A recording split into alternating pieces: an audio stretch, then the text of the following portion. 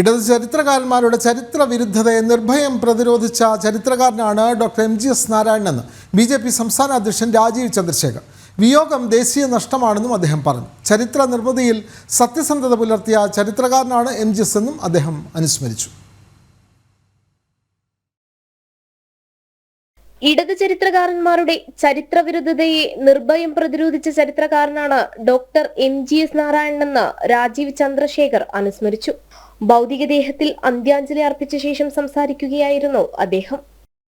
അദ്ദേഹത്തിന്റെ ഒരു fearless effort, കമ്മ്യൂണിസ്റ്റിന്റെ revisionist history, ഈ ഹിസ്റ്ററി മാറ്റാൻ, ഹിസ്റ്ററിന്റെ നറേറ്റീവ് റീറൈറ്റ് ചെയ്യുന്ന ഒരു 50-60 കൊല്ലം അതിൻ്റെ എതിരെ അദ്ദേഹത്തിൻ്റെ ഒരു ഫാക്ട് ബേസ്ഡ് ഫിയർലെസ് റെസ്പോൺസ് ഞങ്ങൾക്ക് ഇന്നും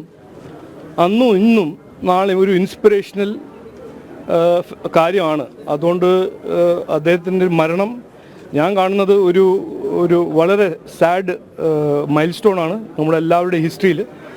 BJP സംസ്ഥാന അധ്യക്ഷനായി തെരഞ്ഞെടുക്കപ്പെട്ട ശേഷം ആദ്യമായി കോഴിക്കോടെത്തിയ Rajeev Chandrasekhar mother of God cathedral ചർച്ചിലും സന്ദർശനം നടത്തി. സമാധാനത്തിന്റെ ദീപസ്തംഭമായിരുന്നു പോപ്പെന്ന് അദ്ദേഹം പറഞ്ഞു. സ്നേഹവും അനുഗ്രഹവും ലഭിച്ചത് അനുഗ്രഹമാണെന്നും പറഞ്ഞു. ഒരു സമാധാനത്തിന് ഒരു ദീപസ്തംഭം ആണ് ഞാൻ മനസ്സിലാക്കിയ മാർപ്പാപ്പ ഫ്രാൻസിസ്.